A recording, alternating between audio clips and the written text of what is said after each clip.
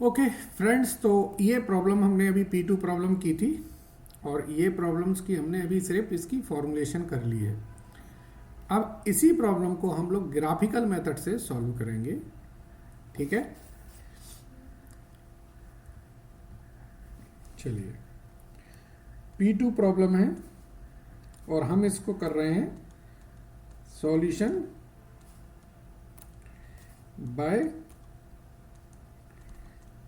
Graphical method. ठीक है, graphical method से हम इसको सॉल्व करेंगे।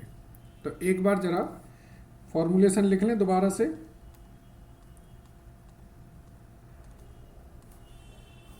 ऑब्जेक्टिव फंक्शन जो था वो हमारा क्या था, maximise z is equal to देख लें जरा एक बार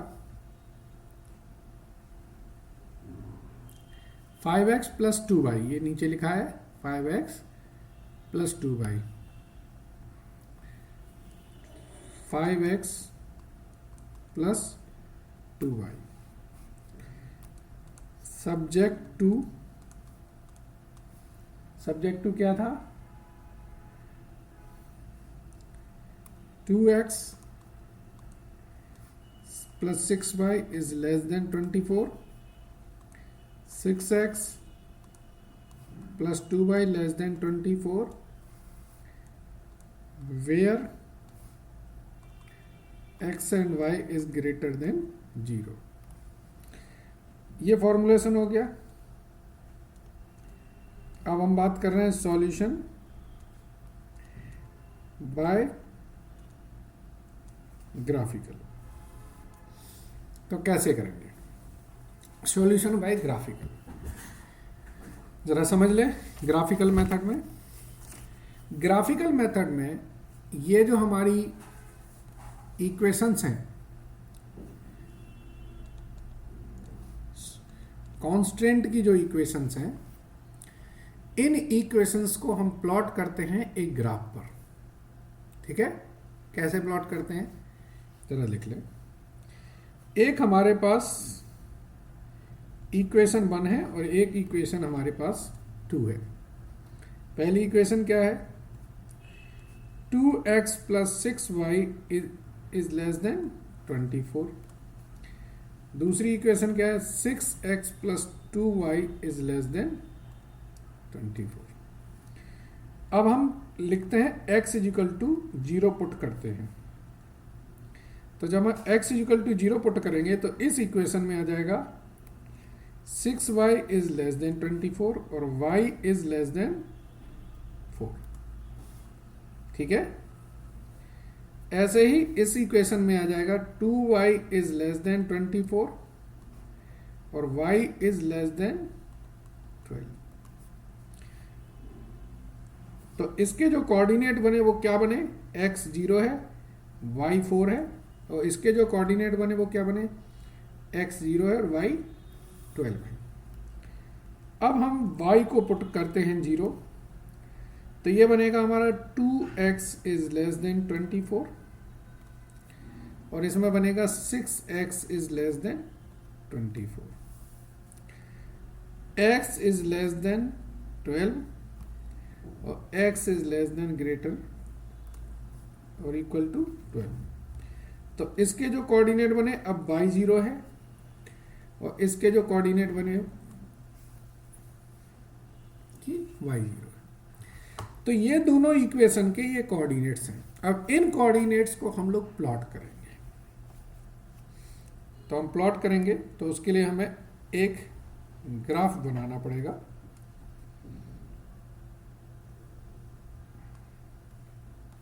ठीक है, एक हमें ग्राफ बनाना पड़ेगा। ये हमारा y एक्सेस है और ये हमारी x एक्सेस है और ये हम 0 है। जरा इनको बांट दें, 1 2 3 4 5 6 7 8 9 10 11 12 13 14 15। 1 2 3 4 5 6 7 8 9, 10, 11, 12, 13, 14, 15।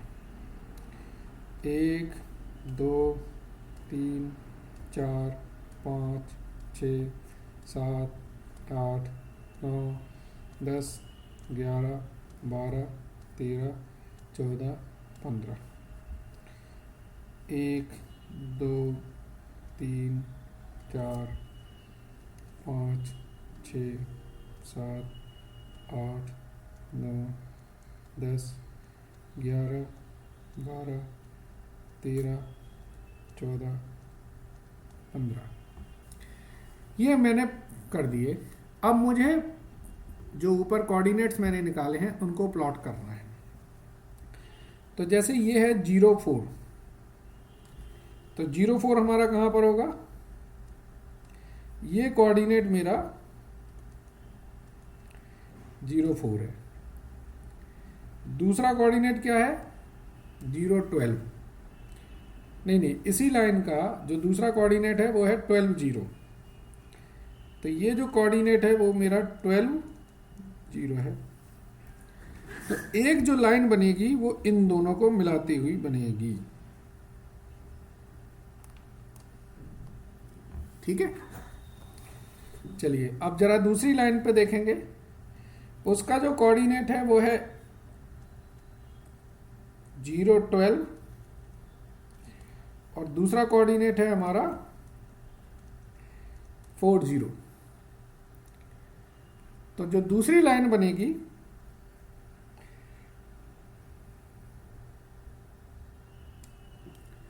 वो इनको आपस में मिलाती हुई बनेगी।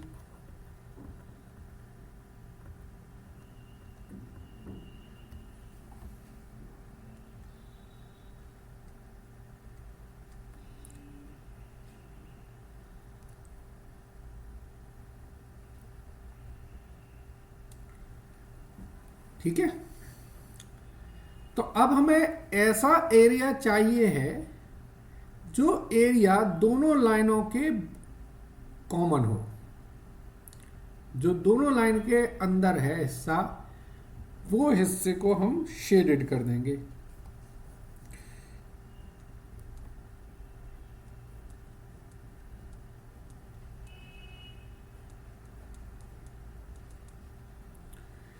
इस शेडेड पोर्शन को जो हम कहते हैं, इसका जो टेक्निकल नेम है वो है फीजेबल रीजन, FR बोलते हैं।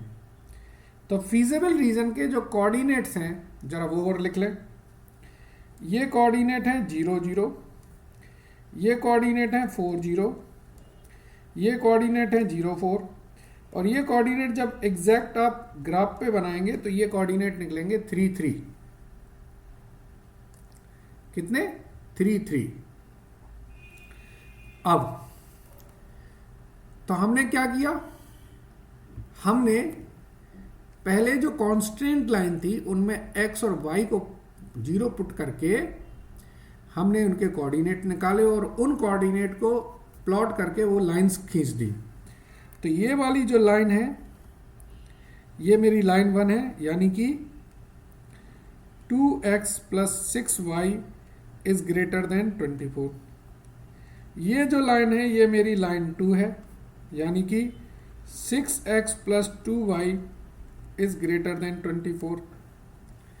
तो इन दोनों का जो कॉमन एरिया है ये वाला, ये जो कॉमन एरिया है ये एरिया वो है जहां पर दोनों लाइन सेटिस्फाइड हो रही हैं।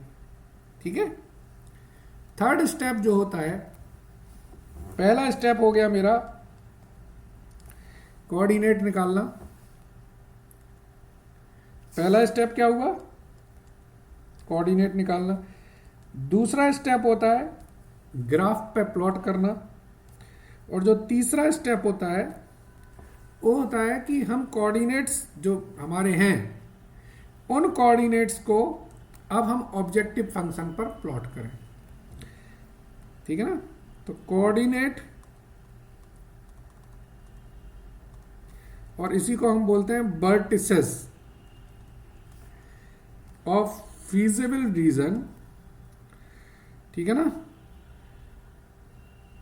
को चेक करते हैं विद या प्लेस करते हैं, पुट करते हैं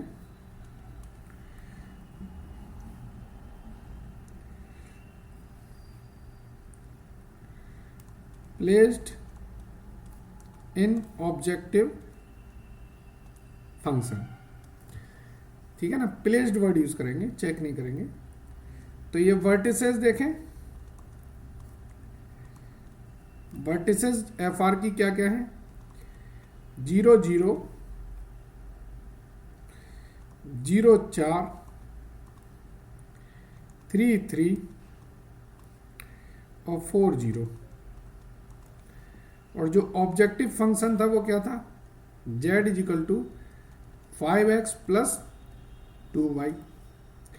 तो यहां पर क्या आएगा, 5 into 0 plus 2 into 0 is equal to 0, 5 into 0 plus 2 into 4 is equal to 8, 5 into 3 plus 2 into 3 is equal to 21, 5 into 4 plus 2 into 0 is equal to 20।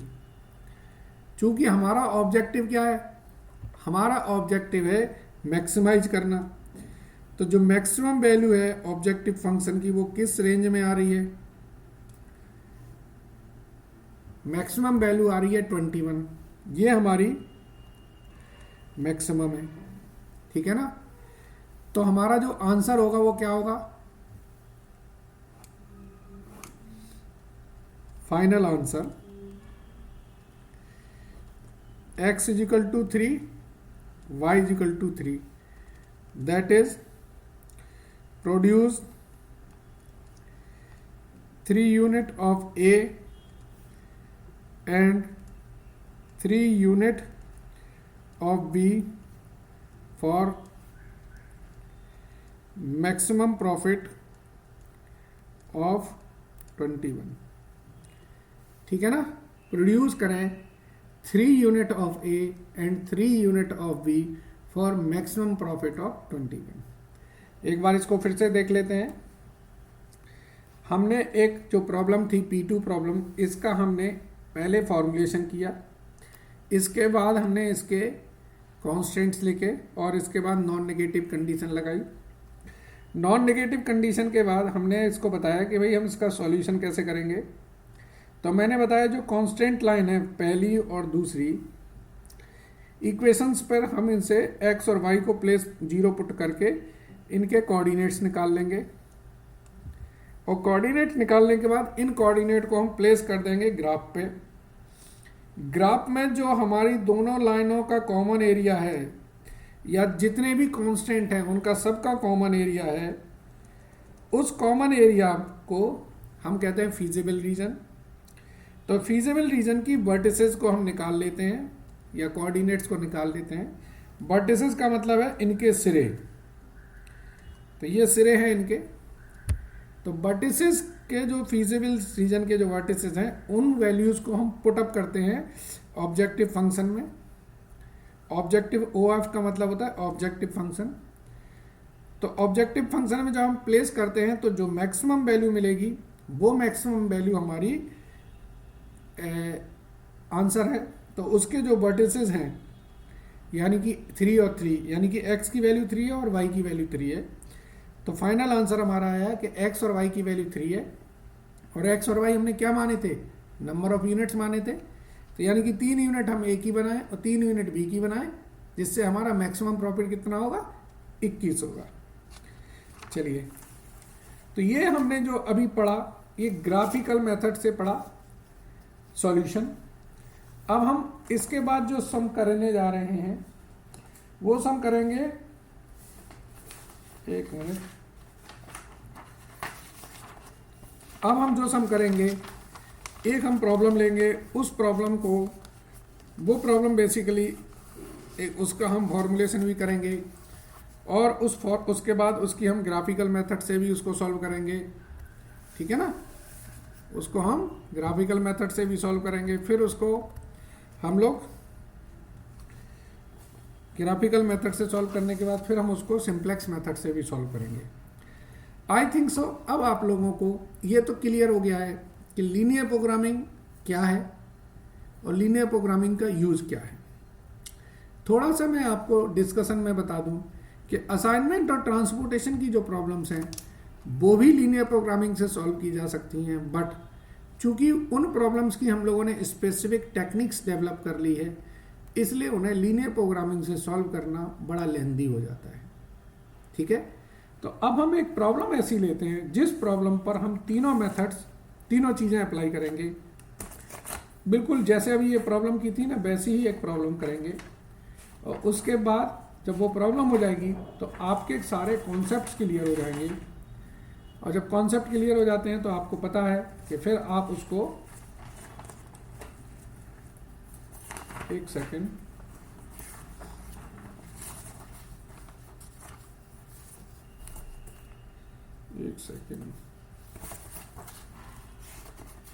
मैं एक प्रॉब्लम मैंने बनाई हुई थी, उस प्रॉब्लम से चलिए यही प्रॉब्लम ले लेते हैं। हाँ जी, तो जब कॉन्सेप्ट क्लियर हो जाते हैं तो उसके बाद आपकी क्या है ना कि कोई भी आप जब प्रॉब्लम करते हैं तो आपको समझ में आती है कि एक प्रॉब्लम सॉल्व कैसे होगी। मैं आपको अब चूंकि डिटेल्स हम शुरू होने वाला है, ये थोड़ा लेंदी वर्क रहेगा, आपको एक चीज़ ज़रूर बताना चाहूँगा। आपने ये नहीं देखना है कि मैं कितनी लंबी प्रोसेस से इसको सॉल्व कर रहा हूँ। हम इतनी लंबी प्रोसेस से या डिटेल्ड में इतना इसलिए सॉल्व करते हैं सो दैट आपको एक एक चीज़ की बारीकी क्लियर हो जाए। जब आप ये बारीकियां क्लियर कर लेंगे फिर आप देखेंगे कि जो प्रॉब्लम्स हैं, एग्जाम्स की प्रॉब्लम्स हैं या क्वेश्चंस की प्रॉब्लम है, वो 5-5 मिनट में सॉल्व होती हैं। अदरवाइज वो प्रॉब्लम ही समझ में नहीं आती है। क्यों? हमें आधी चीज़ें पता नहीं होती। आज आप पढ़ेंगे तो आपको सिंप्लेक्स मेथड में कुछ ऐसी चीज़ें बताई जाएंगी जो हमारे मतलब हम लोगों को इंस्टीट्यूट पूछता है, बट उनकी अलग से कोई कॉन्सेप्ट नहीं दिए हैं या बड़ी थिन कॉन्सेप्ट दिए हैं, और जब इंस्टीट्यूट वैसे क्वेश्चन पूछ लेता तो हमें पता भी नहीं चलता कि ये होगा कैसे। ठीक है, चलिए, तो अब हम लोग पढ़ रहे हैं, एक हमने मॉडल प्रॉब्लम ले ली। अभी हम बता देते हैं कि हम लोगों ने क्या क्या करना। एक मॉडल प्रॉब्लम लेंगे, इस प्रॉब्लम पे पहले हम फॉर्मुलेशन करेंगे, फिर इसी प्रॉब्लम को सॉल्यूशन करेंगे ग्राफिकल मेथड से, फिर इसी प्रॉब्लम की सॉल्यूशन करेंगे हम लोग सिंप्लेक्स मेथड से। ठीक है, तो इससे क्या होगा कि आपको यह पता रहेगा कि एक ही क्वेश्चन को हम लोग कैसे सॉल्व कर सकते हैं। लेकिन इन सब से पहले ये तो बताना जरूरी है कि भाई क्या ग्राफिकल मेथड सभी सम को सॉल्व कर सकती है? क्या ग्राफिकल मेथड से हर तरीके का सवाल सॉल्व कर सकते हैं? तो नहीं, मेरा आंसर है नो। ग्राफिकल मेथड, क्योंकि हम लोग ग्राफ्स में बात करते हैं, ग्राफ क्या होते हैं? 2D होते हैं, तो ग्राफिकल मेथड अप्लाई हो सकती है only with problem having 2 variable. मतलब 2 वेरिएबल का मतलब है एक्स और वाई, ए और बी, 2 प्रोडक्ट। जहां 2 से ज्यादा प्रोडक्ट आ गए वहां पर ग्राफिकल मेथड नहीं अप्लाई होती है। क्यों? ग्राफ 2D से ज्यादा हो ही नहीं सकता है ना।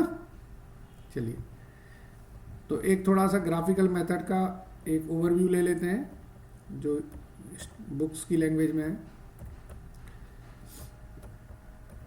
फिर हम लोग सिंप्लेक्स पे आएंगे। ये हमने फॉर्मुलेशन तो कर ही लिया था ना। चलिए, ग्राफिकल मेथड में जरा पढ़ लेंगे। मैंने प्रॉब्लम मेथड पहले बता दी है, इसके बाद इसको दिखा रहा हूं क्योंकि अगर मैं पहले इसको दिखाता तो आप कहते कि बड़ा कठिन है, अब आपको इजी लगेगा। When only two basic variables are involved in the calculation, graphical solution are handy, which consist following steps। तो पहली जो लाइन है, पहली जो लाइन है, ये चार शब्द हैं, इन्हीं से आपको समझ में आ गया कि जब दो वेरिएबल हमारे इन्वॉल्व हैं तो ग्राफिकल मेथड आपकी लग जाएगी। चलिए क्या क्या स्टेप्स हैं। फॉर्मुलेट द प्रॉब्लम जानते हैं, represent each constant by straight line as inequalities by equalities, ठीक है। आइडेंटिफाई द फीजिबल रीजन, समझ गए। The optimum solution lies at the corner of solutions, compute the profit at each corner point by substituting the point coordinates in the objective function and find out which corner point yield maximise और minimise value. ठीक है ना, यही मैंने आपको बताया कि सबसे पहले फॉर्मुलेट करो, इसके बाद जो कॉन्स्टेंट हैं, लाइन्स हैं, उन लाइन से एक्स और वाई की वैल्यू निकालो, फिर एक्स और वाई की वैल्यू से आप ग्राफ प्रेजेंट कर दो, और ग्राफ प्रेजेंट करने के बाद जो दोनों लाइनों या सारी लाइनों के अंदर का कॉमन एरिया है उसको हम लोग फीजिबल रीजन कहते हैं। फीजिबल रीजन के जो कॉर्नर्स हैं उनको वर्टिसेस बोलते हैं। तो वर्टिसेस के जो पॉइंट्स हैं उन पॉइंट्स की वैल्यूज़ को आप ऑब्जेक्टिव फंक्शन में पुटअप करेंगे और आपका जो वैल्यूज़ आपकी ऑब्जेक्टिव्स को सॉल्व करती हैं, अगर प्रॉफिट है तो मैक्सिमाइज और अगर लॉस है तो मिनिमाइज, तो वो आपकी वैल्यूज़ आपका आंसर होती हैं। ठीक है, चलिए अब हम लोग एक मॉडल प्रॉब्लम लेंगे, फिर आपको सिंप्लेक्स मेथड समझाएंगे। सिंप्लेक्स मेथड में भी हम पहले आपको कॉन्सेप्ट करा देंगे क्वेश्चन से, उसके बाद ये समझाएंगे, आपको थोड़ा इजी लगेगा। ठीक है, चलिए एक मॉडल प्रॉब्लम ले लेते हैं। सपोज करिए, मैं इसके बारे में ज़्यादा वो नहीं कर रहा हूँ, मैं सीधी एक बना देता हूँ प्रॉब्लम। जैसे हमने P2 की प्रॉब्लम थी ना, ये P2 की प्रॉब्लम थी ना, तो मैंने इसका पहले एक चार्ट बना लिया था ना, ऐसा ही एक चार्ट में P1, ये जो एक चार्ट बनाया था ना, देखो ये वाला चार्ट, ये वाला चार्ट मैं आपको एक मॉडल प्रॉब्लम का बना के देता हूँ। सपोज करो दो प्रोडक्ट हैं,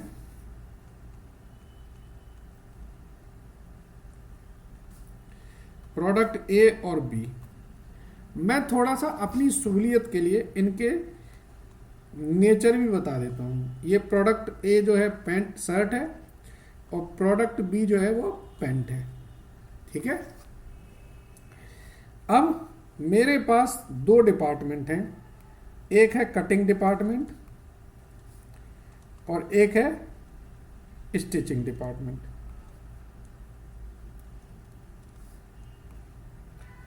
ये जो प्रॉब्लम्स है ना, ये मैंने इस तरीके से लिए सो दैट आपको बिल्कुल लाइव लगे कि आप समझ पाएं इस चीज़ को। ठीक है, तो ये कटिंग डिपार्टमेंट और ये स्टिचिंग डिपार्टमेंट है। कटिंग डिपार्टमेंट एक शर्ट काटने में 30 मिनट लेता है और एक पैंट को काटने में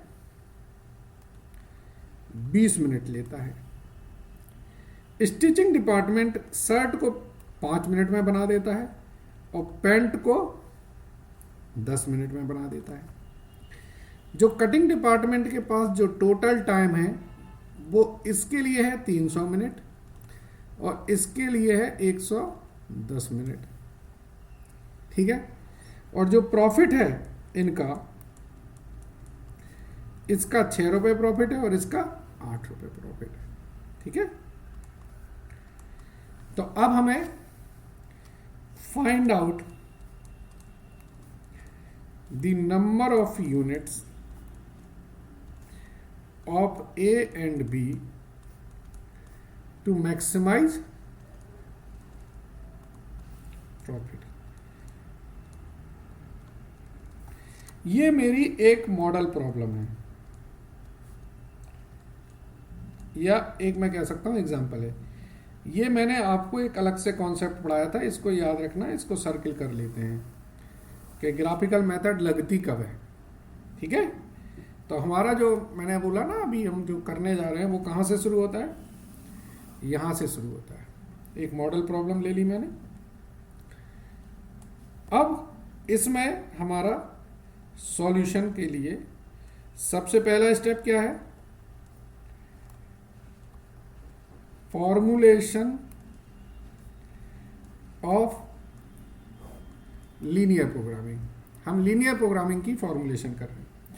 क्या लिखेंगे? Let X Y be the number of unit to be produced, ऐसे लिखते हैं ना, of product A and B respectively. तो ऑब्जेक्टिव फंक्शन क्या होगा? Maximise z is equal to 6x plus 8y। Subject to क्या होगा? सब्जेक्ट टू होगा 30x plus 20y is less than 300, 5x plus 10y is less than 110, where x and y is greater than 0। ठीक है ना? तो इस तरीके से हमने ये प्रॉब्लम की फॉर्मुलेशन कर ली, 6x प्लस 8y।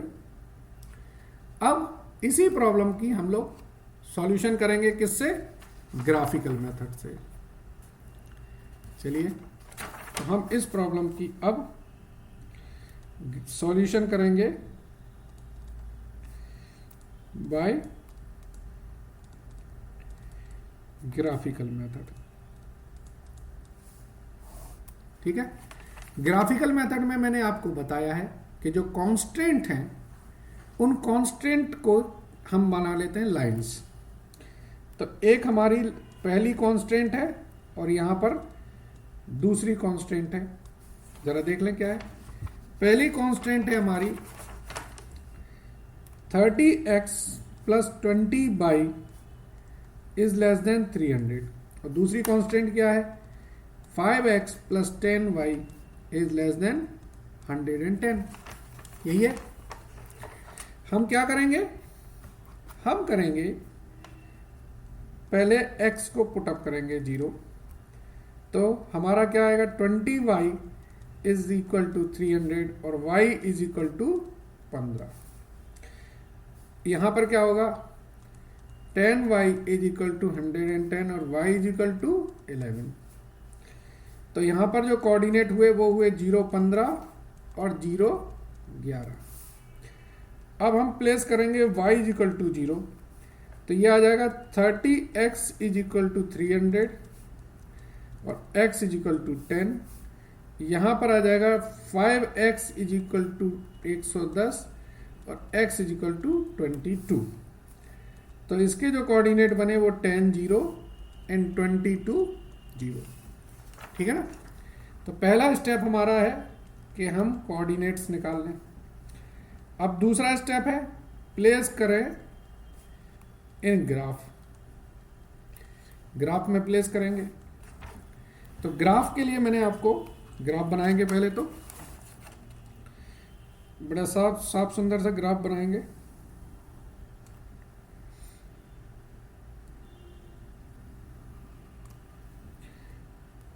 ये y है, ये x है। x में अगर देखेंगे तो जो वैल्यू जा रही है वो 22 तक जा रही है और y में जो वैल्यू जा रही है वो 10 तक जा रही है। तो 1, 2, 3, 4, 5, 6, 7, 8, 9, 10, 11, 12, 13, 14, 15, 16, 17, 18, 19, 20, 21, 22, 23, 24, 25। 1, 2, 3, 4, 5, 6, 7, 8, 9, 10, 11, 12, 13, 14, 15, 16, 17, 18, 19, 20, 21, 22, 23, 24, 25। 1, 2, 3, 4, 5, 6, 7, 8, 9, 10, 11, 12, 13, 14, 15, 16, 17, 18, 19, 20। 1, 2, 3, 4, 5, 6, 7, 8, 9, 10, 11, 12, 13, 14, 15, 16, 17, 18, 19, 20। इस तरीके से हमने अभी तो एक्स और वाई एक्सेस बनाई है। अब जरा हम वैल्यू पुटअप करेंगे। तो हमारा पहले कोऑर्डिनेट है 0, 15 और 10, 0। तो 0, 15 हमारा जो कोऑर्डिनेट आता है वो यहां आता है, और जो 10, 0 कोऑर्डिनेट आता है वो हमारा यहां पर आता है। तो जो पहली लाइन होगी वो इन दोनों के बीच में होगी।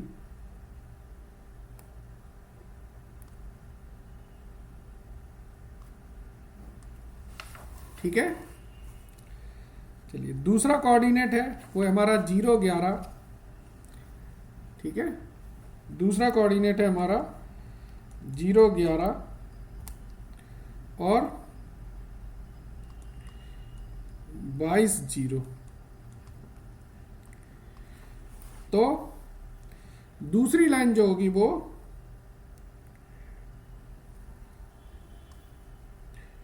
इनके बीच में होगी। ठीक है, अब इन दोनों लाइन के बीच का जो कॉमन एरिया है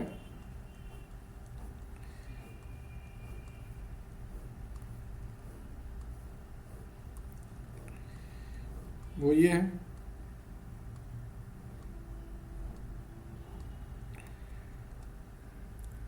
इन दोनों लाइन के बीच का जो कॉमन एरिया है वो ये है। ठीक है ना। तो अब इस एरिया को हम लोग क्या बोलते हैं? Feasible region. ये हमारी लाइन 2 है। लाइन 2 का मतलब क्या है?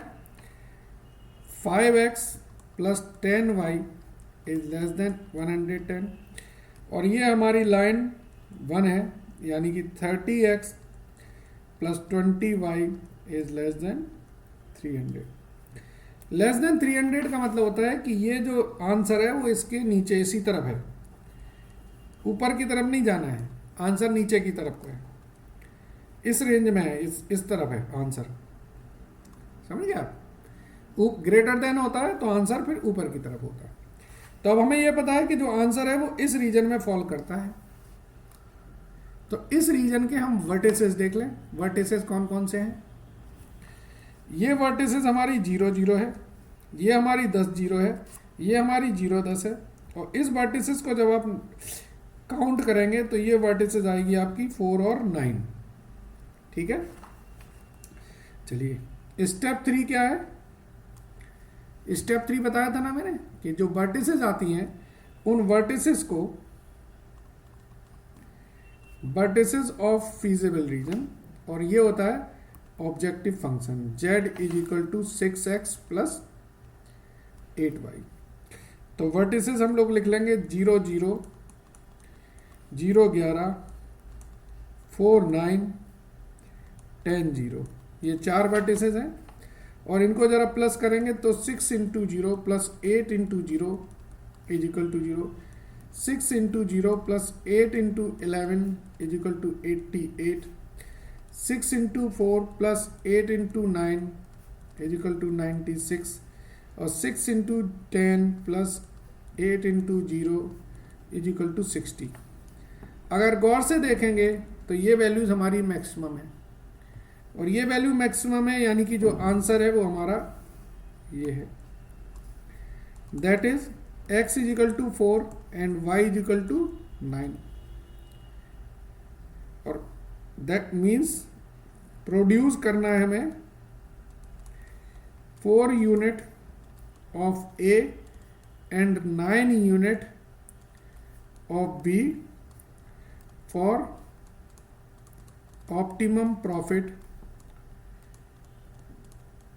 ऑफ 96। ये जो है ये हमारा एक तरह से फाइनल आंसर आ जाता है। ठीक है ना। तो मेरे ख्याल से अब P2 जो प्रॉब्लम की थी उस प्रॉब्लम को जब हमने इस तरीके से बनाया तो अब ग्राफिकल मेथड और फॉर्मुलेशन क्लियर हो जाने चाहिए। अब हम आते हैं सिंप्लेक्स पे। ठीक है, अब हम करते हैं सिंप्लेक्स। तो सिंप्लेक्स को करने से पहले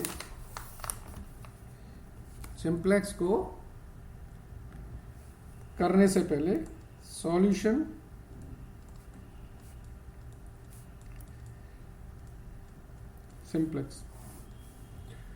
सिंप्लेक्स को करने से पहले मैं आपको थोड़ा बता दूं कि ये होती कैसे है, क्या है इसका कॉन्सेप्ट। सिंप्लेक्स में क्या है कि हम लोग एक जैसे असाइनमेंट हम या ट्रांसपोर्टेशन करते हैं तो इनमें एक मेथड्स डेवलप करिए। तो सिंप्लेक्स भी एक मेथड है, एक तरह से मैथमेटिकल डेरिवेशंस हैं। तो उसमें क्या होता है कि हम कितनी भी नंबर्स के कॉन्स्टेंट्स हों, कितने भी नंबर्स के डिसीजन वेरिएबल्स हों, वो सारा हम लोग इसमें सॉल्व करते हैं। ठीक है, तो कैसे सॉल्व करेंगे बताते हैं। चलिए, सिंप्लेक्स को सॉल्व करने से पहले हम एक काम करते हैं। जो प्रॉब्लम्स थी हम उसको जरा दोबारा से फॉर्मुलेशन उसका लिख लेते हैं, फिर इसी के बाद हम लोग आगे बढ़ेंगे। अगर देखें सिंप्लेक्स जो वर्ड बनना है वो इस तरीके से बना है, simple and complex. Complex problem का सिंपल सॉल्यूशन,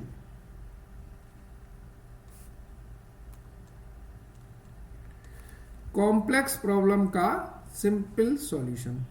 कई लोग इसको कहते हैं सर सिंपल प्रॉब्लम का कॉम्प्लेक्स सॉल्यूशन, तो वो भी ठीक है, वो भी गलत नहीं है, क्योंकि यहां हम लोग अभी छोटी छोटी प्रॉब्लम से सॉल्व कर रहे हैं।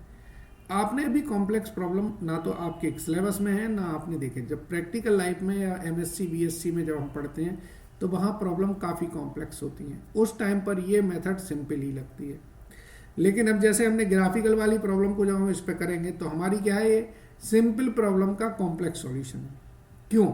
इसके स्टेप्स क्लियर हैं कि यही स्टेप्स करने हैं, इन्हीं स्टेप्स में ये होगा। तो जब हमारे स्टेप्स क्लियर हैं वो सारे स्टेप्स सब में लगने हैं। ठीक है ना। चलिए, तो मैंने क्या बताया कि सबसे पहले हम जो उसका फॉर्मुलेशन था उसको दोबारा से लिख लेते हैं। ये इसलिए लिख रहे हैं कि आपको एक तरह से पता रहे कि फॉर्मुलेशन के बाद का स्टेप क्या रहेंगे। ऑब्जेक्टिव फंक्शन लिखेंगे, maximize z is equal to 6x plus 8y subject to क्या है, subject to 30x plus 20y is less than 300 and 5x plus 10y is less than 110 where x and y is greater than 0। ये अपनी problem है, ये तो हम लोग अभी कर ही रहे हैं इतनी देर से, मॉडल प्रॉब्लम बनाई थी हमने।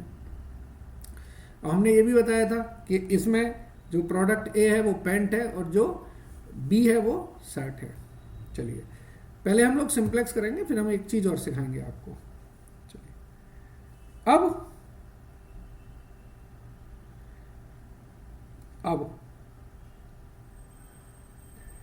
अब हम इस प्रॉब्लम को करने से पहले सिंप्लेक्स का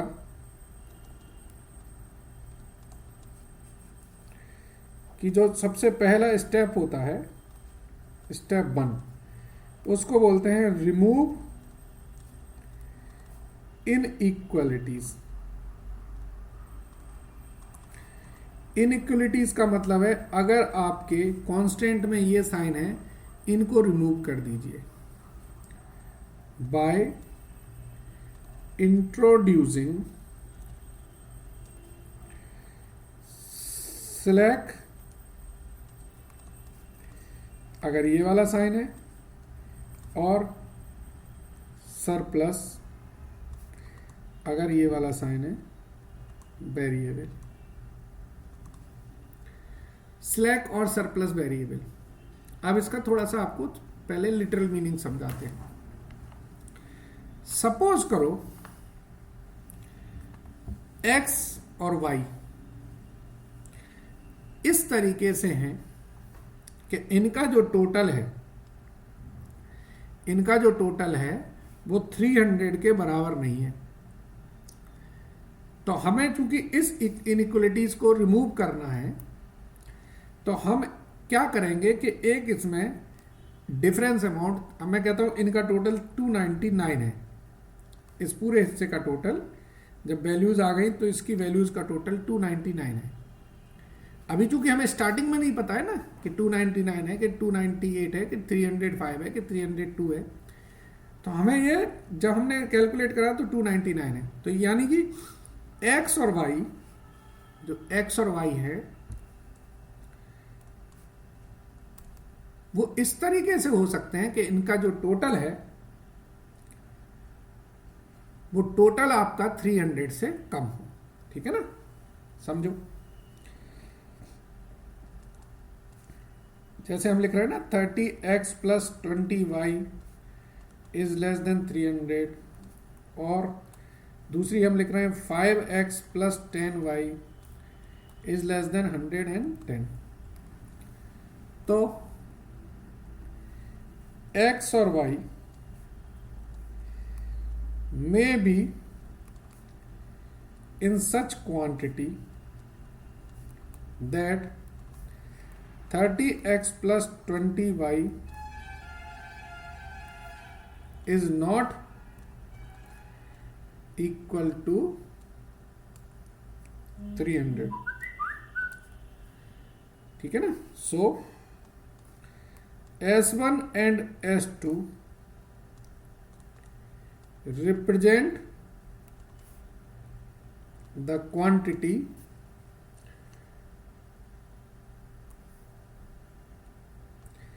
the capacity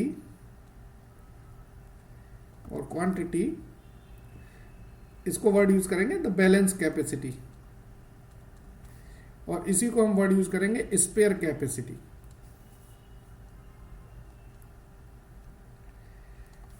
which can not be utilised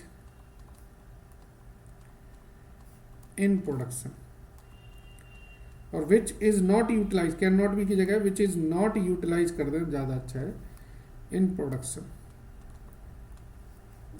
can not B का मतलब था, सपोज करो इसका टोटल, मैंने बोला इसका टोटल आपका आ रहा है 298। अब आपके पास 2 मिनट बच रहे हैं क्योंकि टोटल आपके पास 300 है, 300 मिनट है, इनका टोटल आ रहा है 298। तो आप बताइए 2 मिनट में कोई चीज काट सकते हैं क्या, या 2 मिनट में कोई चीज सिल लेंगे क्या? तो ना काट सकते हैं ना सिल सकते हैं, तो क्या करोगे? 2 मिनट बेकार ही जाने दोगे।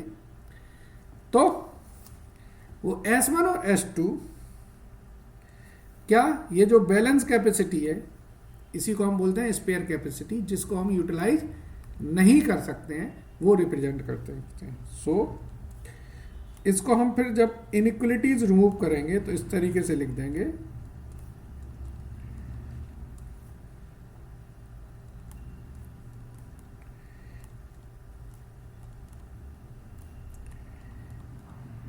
ठीक है। तो अब देखिए S1 और S2 जो है वो क्या आ गई, स्पेयर कैपेसिटी आ गई। 2 मिनट, 5 मिनट, 4 मिनट, 3 मिनट, कुछ भी हो सकती है। ये हमारी प्रोडक्शन में यूज अभी नहीं हो सकती है। लेकिन इक्वलिटीज, हमें हमारा स्टेप क्या है, रिमूव इनइक्वलिटीज। इनइक्वलिटीज को रिमूव करना है। अगर ये इक्वलिटीज दूसरी रिवर्स वाली होती तो हम इसको माइनस कर देते, ठीक है ना। जब माइनस करते हैं तो उसको बोलते हैं हम लोग surplus variable. S1 and S2 is called slack variable। मतलब जब ये कौन सी इक्वेशन, मतलब कौन सी वाली है, ये लेस देन वाली जो सिनेरियो होती है तो उसमें हम लोग स्लैक वेरिएबल को ऐड करते हैं, ठीक है ना। तो हमने क्या किया, इंट्रोड्यूस किया स्लैक वेरिएबल्स को। तो अब पूरा सम कैसे बनेगा वो समझ लो। Now z is equal to क्या है, 6x plus 8y subject to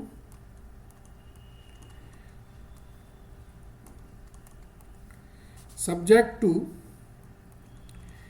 30x plus 20y plus s1 is equal to 300, 5x plus 10y plus s2 is equal to 110, where x and y is greater than 0। अब s1 और s2 2 minute और 5 minute या 3 minute है। जब इनको तो utilise आप production में कर नहीं पाओगे, तो क्या ये कोई कंट्रीब्यूशन देंगे? नहीं देंगे। तो ऑब्जेक्टिव फंक्शन में ये x का कंट्रीब्यूशन है, ये y का कंट्रीब्यूशन है। तो s1 और s2 का कंट्रीब्यूशन क्या रहेगा, 0, ठीक है ना। तो ऊपर हम ऑब्जेक्टिव फंक्शन में ये चीजें ऐड कर देंगे। 0 s1, this is represent contribution of s1, ठीक है ना। ये s1 का कंट्रीब्यूशन रिप्रेजेंट करता है, और 0 इंटू s2 ये s2 का कंट्रीब्यूशन रिप्रेजेंट करता है, ठीक है।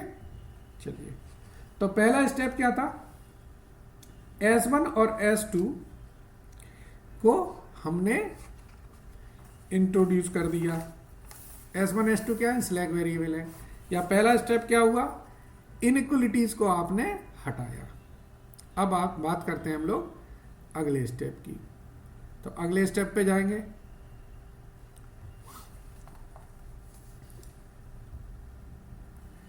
आप थोड़ा सा, ये करीब 30, 35, 40 मिनट्स का कॉन्सेप्ट है, लेकिन ये एक सेट पैटर्न पे कॉन्सेप्ट है, इसलिए आपको जरा ध्यान से समझना है, ठीक है। एक मिनट। अब नाउ अभी हमें we have to find out x और y की values. Now initially we are doing no production. हम लोग कोई प्रोडक्शन तो कर नहीं रहे। That is x and y are 0, और हम ये कह सकते हैं कि इंटायर जो कैपेसिटी है इज स्पेयर और आइडल। अभी हम ये कहेंगे कि अभी शुरुआत में तो अभी हमने ये मानेंगे ना कि हम कोई प्रोडक्शन नहीं कर रहे हैं, सारी कैपेसिटी अभी हमारी खाली है, ठीक है ना। तो put x and y is equal to 0। तो हमारी जो इक्वेशन थी वो क्या थी, 30 into 0 plus 20 into 0 plus s1 is equal to 300 और s1 is equal to 300 minute. दूसरा थी 5x plus 10y plus s2 is equal to 110 और s2 is equal to 110 minutes. तो कॉन्सेप्ट क्या है कि s1 और s2 अभी हमारे पूरे, s1 s2 मैंने बताया था ना स्पेयर कैपेसिटी है, यानी कि अभी हमारी सारी कैपेसिटी स्पेयर है, ठीक है ना। Now our objective is to reduce spare capacity. हमारा ऑब्जेक्टिव तो यह है कि स्पेयर कैपेसिटी रिड्यूस है, and produce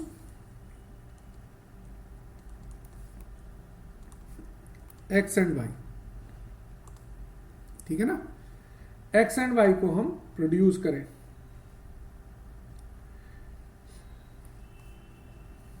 in optimum manner to maximize profit.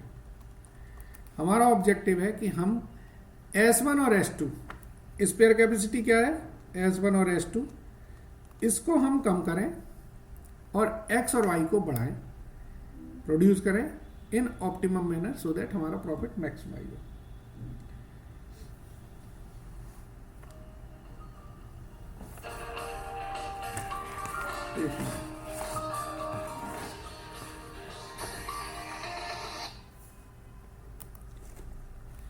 ठीक है सर, चलिए अब देखेंगे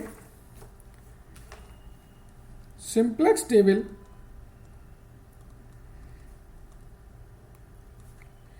one would give answer that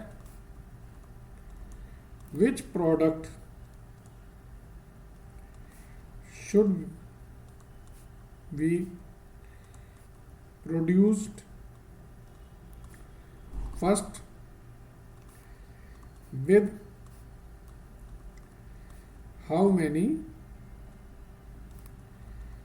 quantity. अब आपको सिंप्लेक्स टेबल वन ये बताएगी कि भाई कौन सा प्रोडक्ट हम पहले प्रोड्यूस करें और उसकी क्वांटिटी क्या होनी चाहिए। ठीक है ना, सिंप्लेक्स टेबल आपको ये बताएगी।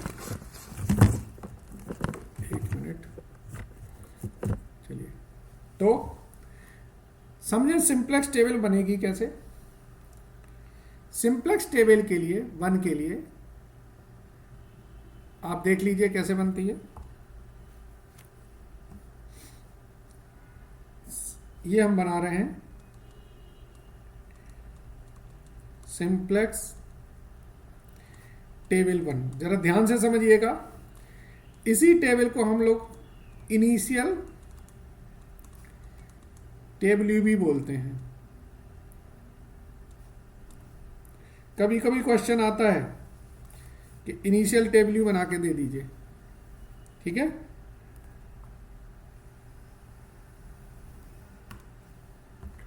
एक मिनट, ये कुछ गड़बड़ हो गई है। ठीक है,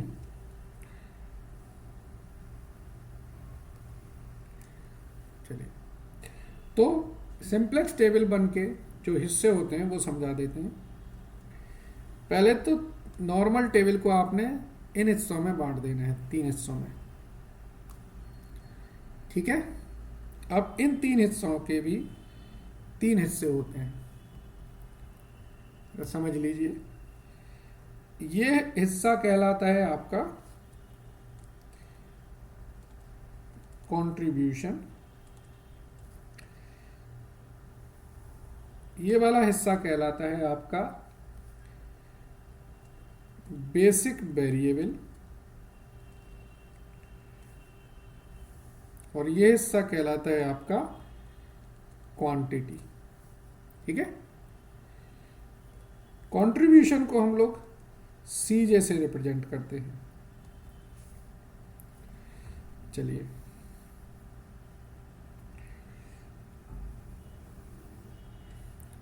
अभी आज की डेट में हमारे पास एक्स और वाई क्या है, 0 है, और हमारे जो वेरिएबल्स हैं वो क्या है, हमारे जो वेरिएबल हैं वो ये हैं कि S1 और S2 आज की डेट में 300 और 110 मिनट है। तो हम यहां पर लिखेंगे S1 और S2। आज की डेट में तो हमारे पास यही वेरिएबल है, और इनकी क्वांटिटी कितनी है, इसकी क्वांटिटी है 300 मिनट और इसकी क्वांटिटी है 110 मिनट।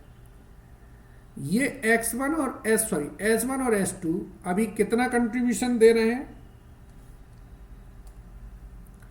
अभी हमको ये कंट्रीब्यूशन दे रहे हैं 0। अब हम लिखेंगे यहां पर X, Y, S1, S2। Objective function से इनके कंट्रीब्यूशन लिखेंगे। 6800। तो जो कंट्रीब्यूशन सीजे है, एक तो ये वैल्यू यहां पर भी दिखाता है और ये यहां पर दिखाता है। ऊपर जो वो दिखाता है वो ऑब्जेक्टिव फंक्शन का दिखाता है, और जो नीचे की तरफ एरो है वो उस वेरिएबल, जो सॉल्यूशन वेरिएबल है, बेसिक वेरिएबल हैं, उनके बारे में बताता है। चलिए, इसके बाद इसकी वैल्यू पुटअप करते हैं। तो जो वैल्यू पुटअप करेंगे, जो पहली इक्वेशन है उसकी वैल्यू लिख देंगे। यहां पर S1 है तो यहां 1 आएगा, S2 नहीं है इसलिए यहां पर 0 आएगा। इसमें S1 नहीं है। ये हमने अभी सिंप्लेक्स टेबल 1 का एक हिस्सा किया। ठीक है, जरा ध्यान से समझिएगा, इसमें कंसंट्रेशन का बहुत काम है।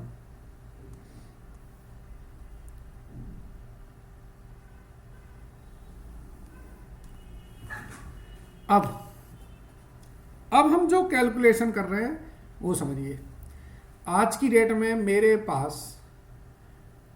पास कोई प्रोडक्शन नहीं हो रही है। आज की डेट में सारा मेरी जितनी भी कैपेसिटी है वो क्या है? स्पेयर कैपेसिटी है ना। जब मेरी सारी कैपेसिटी स्पेयर कैपेसिटी है और मैं प्रोडक्शन नहीं कर रहा हूं, तो अब मैं कुछ करूंगा ना प्रोडक्शन। शुरुआत कैसे करूंगा?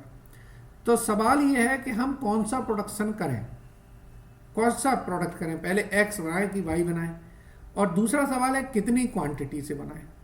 ठीक है, तो उन सवालों के आंसर हमें इस सिंप्लेक्स टेबल 1 से निकालने हैं। चलिए, अभी मैं कहता हूं कि अगर सपोज करो मैं एक यूनिट एक्स की बनाता, तो कैसे बनाऊंगा? यहां पर मैं थोड़ी थ्योरी लिखता हूं, फिर समझ जाएंगे आप लोग। PTR, if we wish to produce 1 unit of X, कैसे बनाएंगे? We would utilize 30 minutes from S1 and 5 minutes from S2। ये दोनों डिपार्टमेंट है ना, S1 और S2। इनके पास 300 और 110 मिनट खाली है। अब मैं चाहता हूं कि यार ये लोग खाली बैठे हैं, एक यूनिट बना दो मेरी। तो मैं 30 मिनट्स S1 से लूंगा और 5 मिनट S2 से लूंगा। तो यहां पर ध्यान दीजिए, एग्जिस्टिंग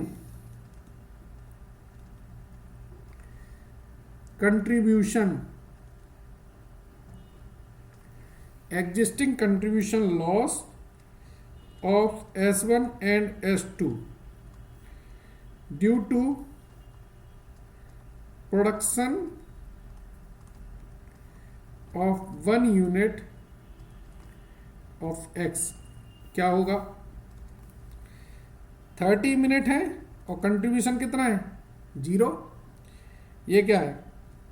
अभी कोई कमा के दे रहे हैं क्या ये पैसा? ये है एग्जिस्टिंग कंट्रीब्यूशन। दूसरे के कितने हैं? 5 मिनट्स है और कंट्रीब्यूशन कितना है? 0। तो एग्जिस्टिंग कंट्रीब्यूशन लॉस क्या हुआ? 0 हुआ। ये जो एग्जिस्टिंग कंट्रीब्यूशन लॉस है, दिस इज कॉल्ड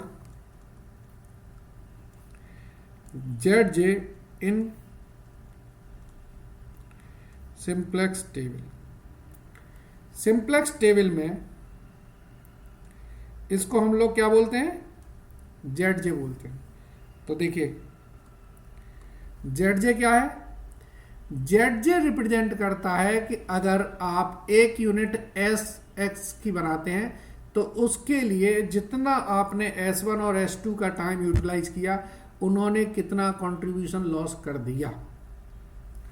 तो वो कैसे निकलेगा? 30 इंटू 0। 30 तो यहां से आया और 0 कहां से आया? यहां से, प्लस 5 इंटू 0, 5 यहाँ से आया, 0 कहाँ से आया, यहाँ से, तो कितने का लॉस हुआ, 0 का। CJ minus ZJ, CJ minus ZJ हुआ नेट बेनिफिट। आपने X को बनाया, तो X बनाने से आपको कितने पैसे मिले, 6 रुपए मिल गए सर। और आपने जो स्पेयर कैपेसिटी थी उस पर आपने कितने का लॉस किया, 0 का लॉस किया, कोई आपका प्रॉफिट तो जेब से गया नहीं। तो आपको जो 6 रुपए मिले CJ माइनस ZJ, ये CJ कहलाता है और ये ZJ है, तो इन दोनों का डिफरेंस आया CJ माइनस ZJ। ये क्या कहलाएगा आपका, दिस इज कॉल्ड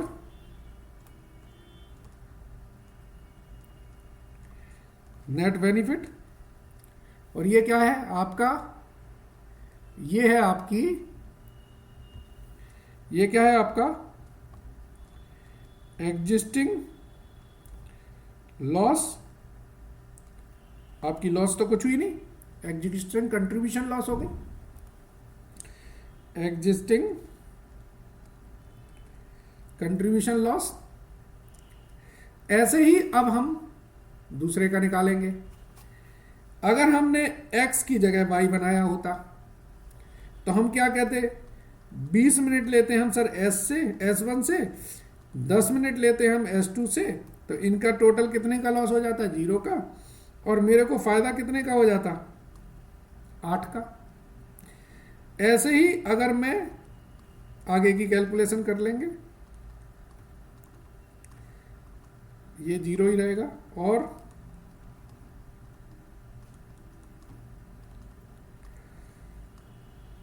ठीक है ना, आप ध्यान दीजिए, सारी बातें ध्यान देने की है जो अब तक पहली इक्वेशन नहीं होती है। इसमें जो हाईएस्ट पॉजिटिव होता है,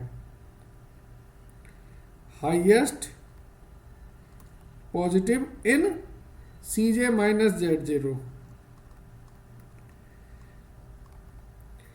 उस वैल्यू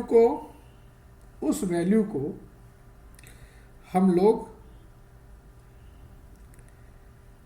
सर्किल कर देते हैं, ठीक है। और इसका जो नाम है, इसको कहते हैं हम लोग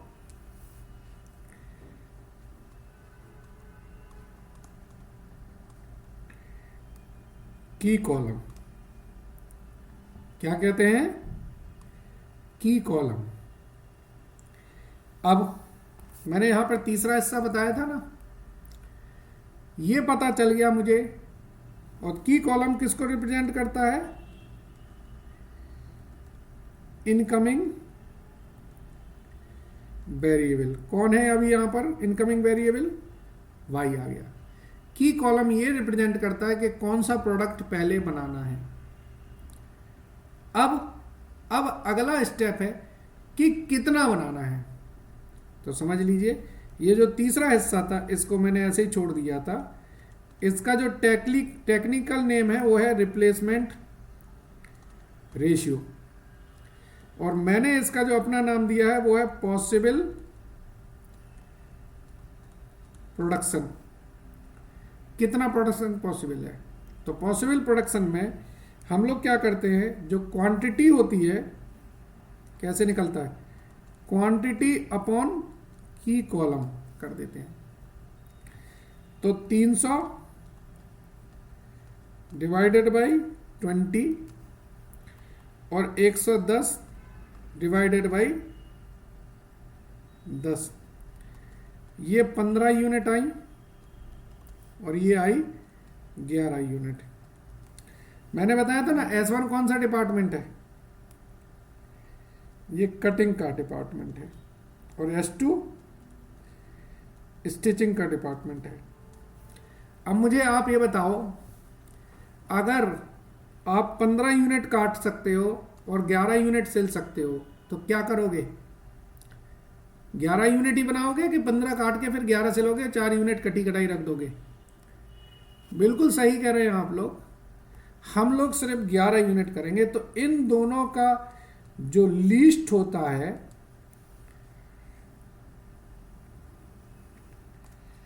इन दोनों का जो लीस्ट होता है वो कहलाता है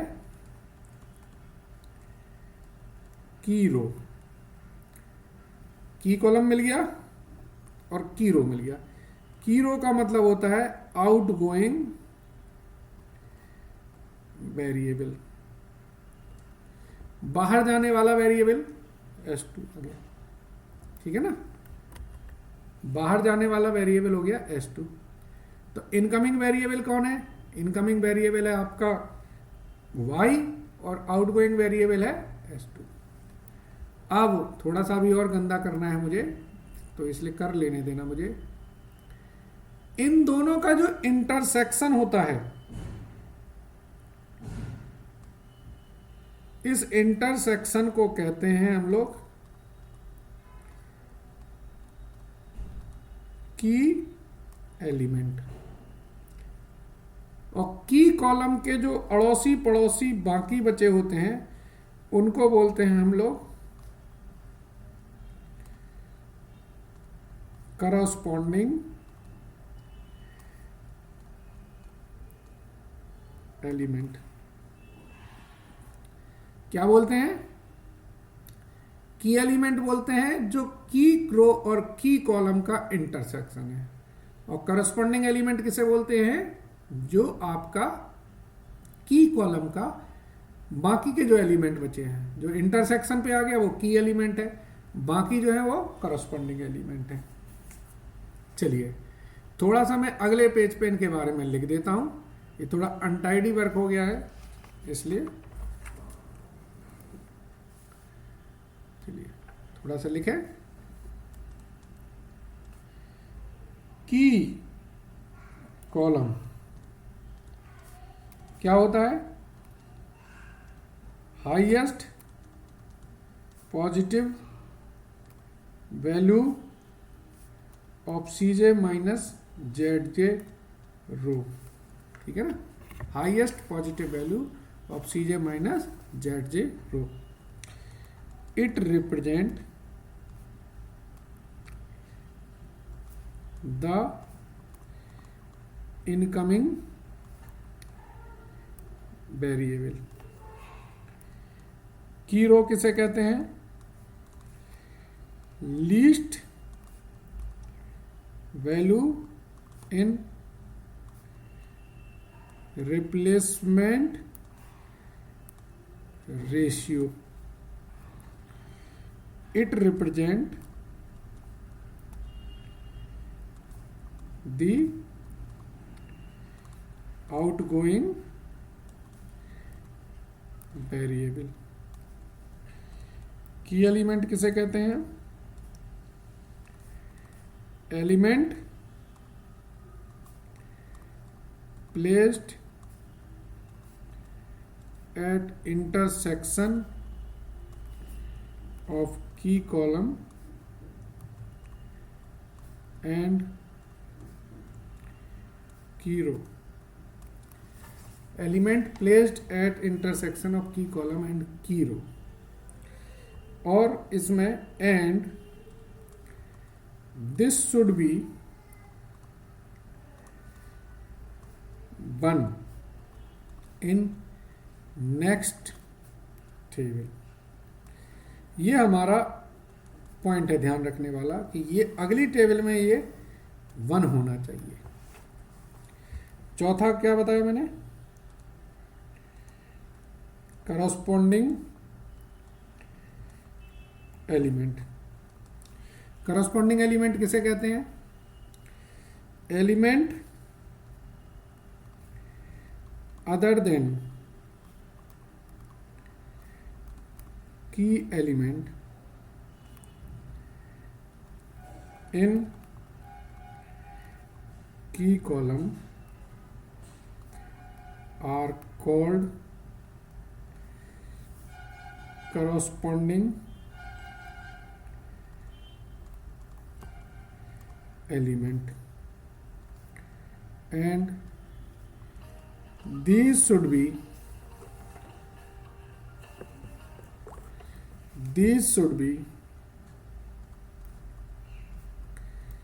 0 in नेक्स्ट टेबल, ठीक है ना। ये दोनों लाइनें कॉन्सेप्ट है। अगली टेबल में करस्पॉन्डिंग एलिमेंट को हमें 0 रखना है और की एलिमेंट को 1 रखना है, ठीक है। चलिए,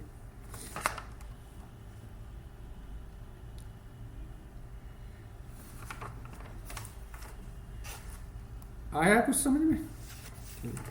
सो अब कंक्लूजन क्या है? Conclusion of table 1, produce 11 unit of y, ठीक है ना। Produce 11 unit of y।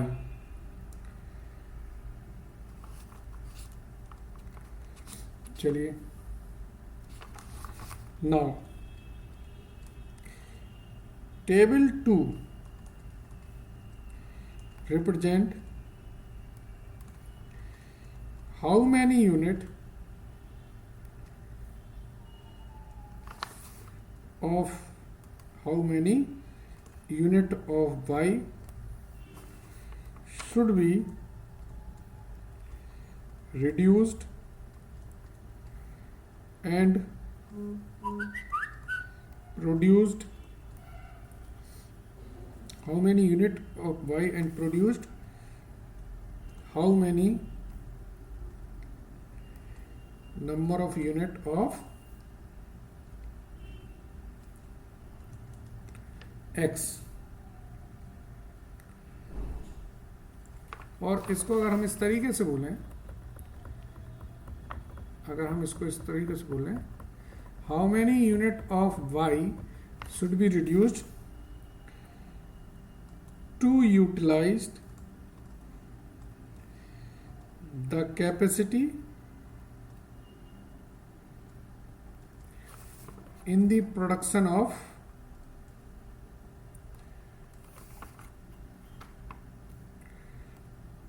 x। जो मैंने अभी आपको लेमैन वर्किंग बताई थी ना, ये उसी तरीके से मैंने आपको करा रहा हूं, ठीक है। चलिए, तो अब सिंप्लेक्स टेबल 1 से हमें ये पता चल गया कि 11 यूनिट y की हमें प्रोड्यूस करनी है। अब सिंप्लेक्स टेबल 2 हमें ये बताएगी कि y की कितनी यूनिट कम करके हम x बनाएं, ठीक है। चलिए, सिंप्लेक्स टेबल 2 बनाना वैसे ही है जो मैंने आपको बताया, 3 हिस्से, ठीक है ना। तो 3 हिस्से रहेंगे, ये x हो जाएगा, ये y हो जाएगा, ये s1 हो जाएगा और ये s2 हो जाएगा।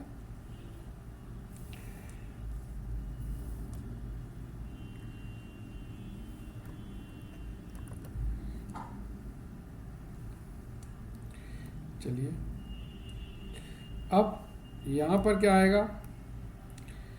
यहाँ पर क्या आएगा? उनकी वैल्यूज हमारे नीचे से आएंगी। चलिए, वर्किंग नोट 1। वर्किंग नोट 1 हमारा क्या ऑब्जेक्टिव है? की एलिमेंट शुड बी 1। यही ऑब्जेक्टिव है हमारा कि की एलिमेंट हमारा 1 होना चाहिए। चलिए, अब थोड़ी देर में करते हैं इसमें।